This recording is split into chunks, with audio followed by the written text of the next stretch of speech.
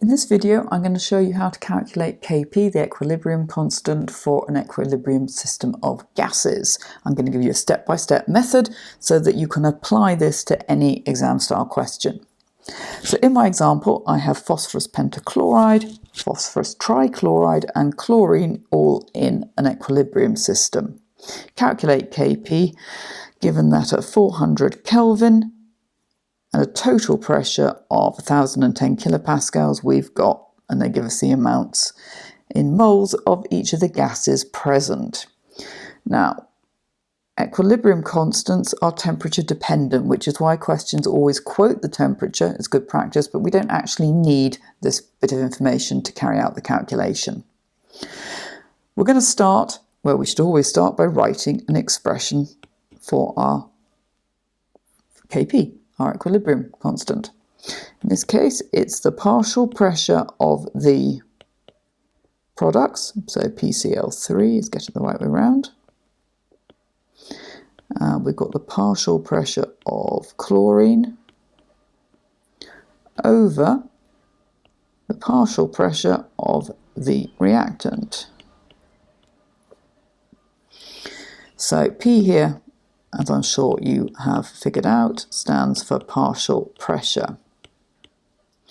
And we're going to have to calculate that before we can go any further. To calculate the partial pressure, it is simply the mole fraction multiplied by the total pressure, which we've been given.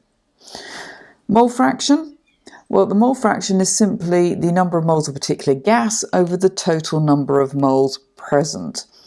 So let's start with PCl3. So PCl3. The number of moles of PCl3, well, we're told we've got 0.33 of PCl5 and 0.67 moles of each of the products.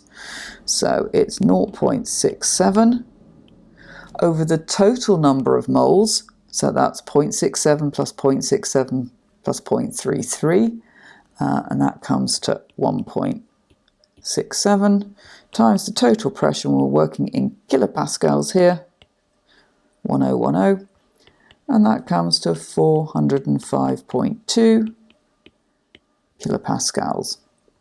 And we need to do that for each of the gases in our expression. So for chlorine, it's going to be exactly the same, 0.67 moles over 1.67 times the total pressure. So the partial pressure is also going to be 405.2 kilopascals.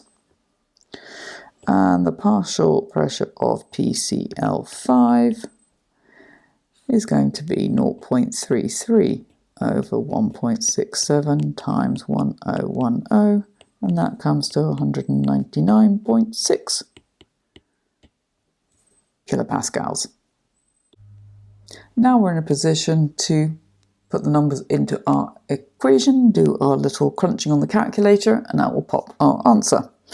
So Kp is going to equal 405.2 times 405.2 divided by 199.6, and that comes to 822.6 kilopascals. How did I work out the units? Well, we're going to work them out in exactly the same way as we would for Kc. We could rewrite the expression in terms of units, so that is kilopascals times kilopascals divided by kilopascals. Two of those cancel, hence my units for this example are kilopascals. If this has been useful, hit the subscribe button, the effortless way to support your studies. And by clicking the link in the blurb below, it will take you straight to the Crunch Chemistry School, where you'll find all the resources you need to get that A-star grade at A-level. Together we can do this.